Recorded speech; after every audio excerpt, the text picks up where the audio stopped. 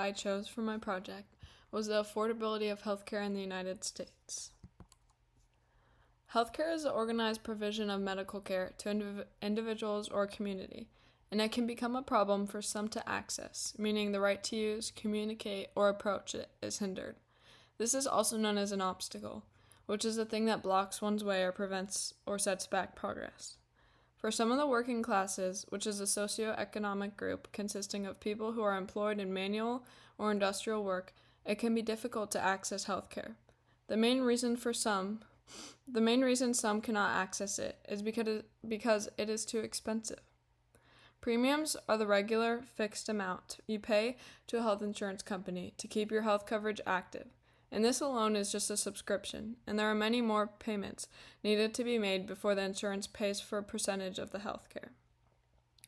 This can be difficult for many people to afford if their job does not help pay for it. On a per capita basis, health spending has increased in the last 5 decades, from $353 per year in 1970 to $14,570 per year in 2023, according to McGo. Many policies, including the Affordable Care Act, aim to expand healthcare coverage. This act has been controversial, and some love it while some want to replace it. Another policy is a children's health insurance program. It provides low-cost or sometimes free health care to children and some pregnant women. It is not in every state, however, and it is for those who do not qualify for Medicaid, but they still need help financially. So the government should address this issue further, because if they do not, the insurance premiums will increase and more people will be uninsured, and finally there will be poor health outcomes and disparities in the United States. So some stakeholders of healthcare affordability are multiple people are impacted, including patients who receive the medical help, providers such as doctors and nurses, payers, which include insurance companies, and policymakers and government officials, like Barack Obama, who signed the Affordable Care Act.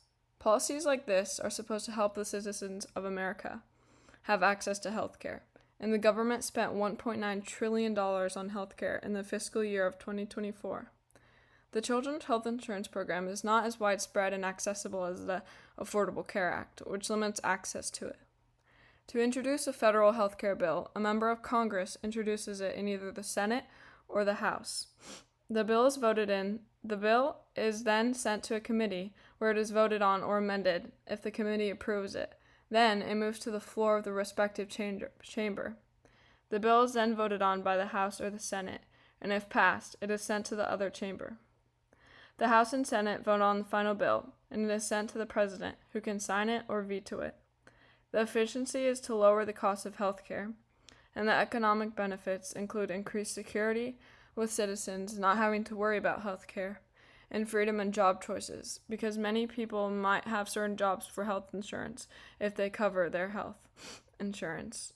But this would not be a factor with lower health care costs. The last benefit would be more productivity, as people would be healthier and able to contribute to the economy more. Some sides of the argument. To begin, Republican majority wants to repeal the Affordable Care Act because they think it has heightened the cost of premiums and led to fewer insurance choices. Many want to shift the power to the states, as they think the states are better equipped to handle healthcare issues. But the Democrat majority views the Affordable Health Care Act as an American right and support the act. They believe the healthcare system should put people over the healthcare system and make it more accessible. They want to make it affordable through subsidies to extend the Affordable Care Act tax credits and do so through the federal government. 64% of Republicans did not favor the Affordable Care Act, and 94% of Democrats, or 9 in 10, find the ACA favorable, according to a poll done by KKF. My opinion is that I believe health care should be affordable for Americans, and that the Affordable Health Care Act is a good policy that should stay in place until a better one is made. I think that the act prohibits health insurance companies from denying coverage because of a person's medical history, and that it is important in establishing equality. I think some people are skeptical of how much it has helped. but I think it has protected consumers from insurance companies due to market rules in the Act. This topic is a very pressing issue in America and is argued by many people and politicians, and the main problem is how to solve the high prices. The Affordable Health Care Act is the first step to making healthcare accessible, and there is still a great amount of progress that needs to be made. I chose this issue because I know as an adult I will most likely have issues affording healthcare, and I do not want to spend such a large amount of money on that, and I know many other Americans face this problem. I think the solution is not simple, but I think it definitely needs to be addressed. Some recommended changes and alternatives are that I think the government officials should amend the Affordable Care Act to make it more favorable to Republicans and not just Democrats. I think a large amount of the federal budget should also be spent on health care to help decrease the expense, and I think Medicaid should be expanded to a larger population.